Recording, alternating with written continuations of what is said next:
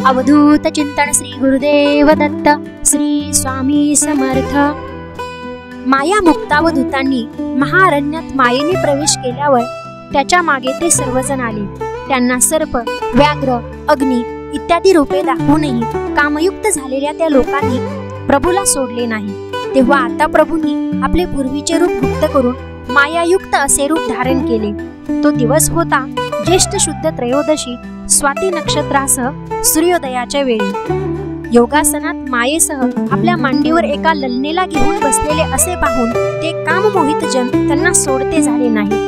हे पाहून प्रभू आता मद्य व मांस भक्षण करत आहेत, तसेच त्यांच्या शृंगार लीलांनी तर हा नक्कीच भ्रष्ट आहे हे समजून सर्वजण तेथून निघून गेले।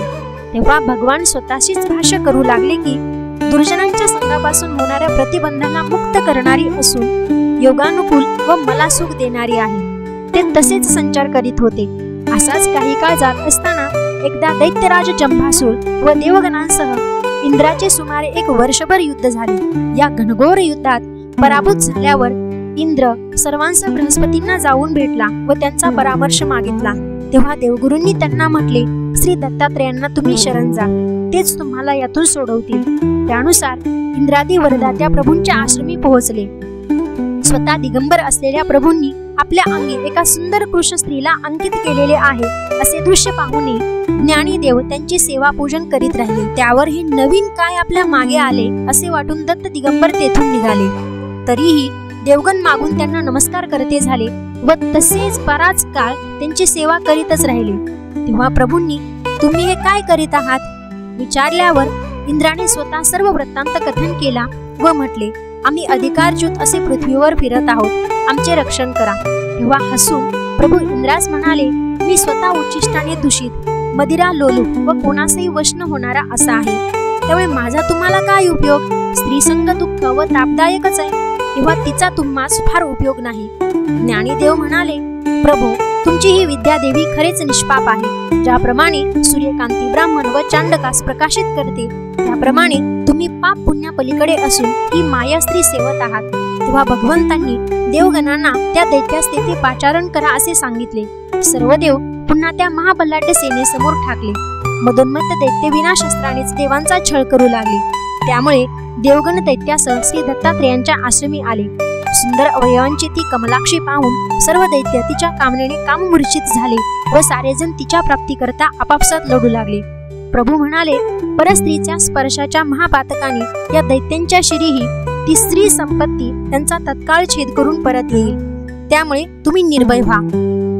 कामधुंद अशा सर्व दैत्यांचा देवगणांनी तत्काळ शस्त्राने फडशा पाडला।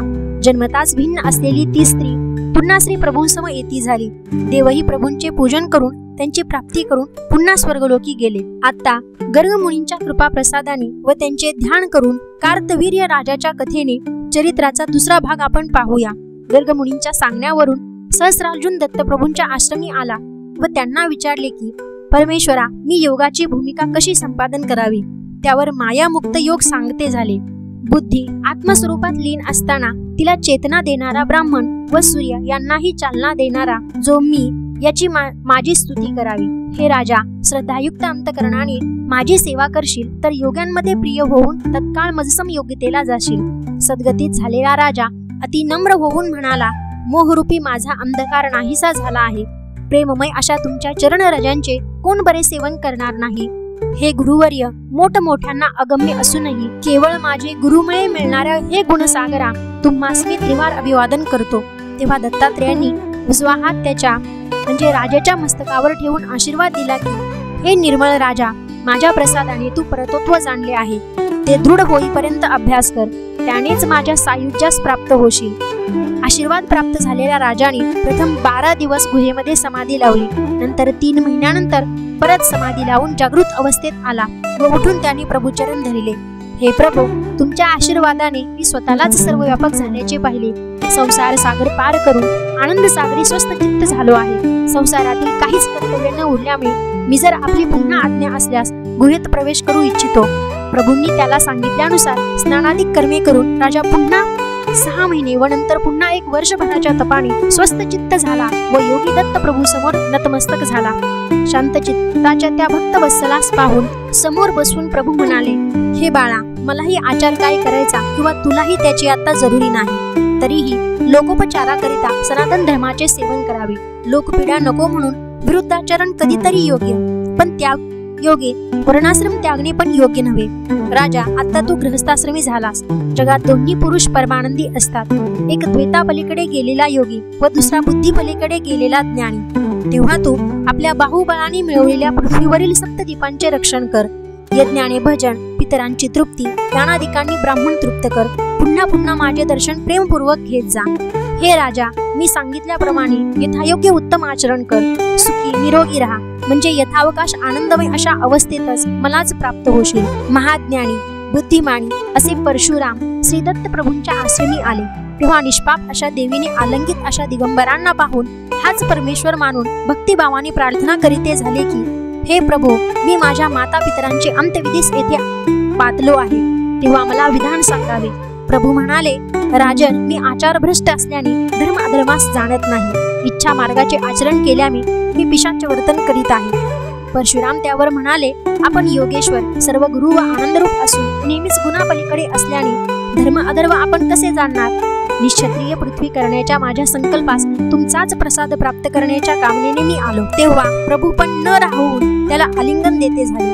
म्हणाले, परशुरामा, तू माझा सखा आहेस व तुझ्या संकल्पाने तू सत्य प्रतिज्ञावान असशील. नंतर प्रभू आज्ञेने पर्वत भेदन करून सर्व तीर्थांचे स्नान केले.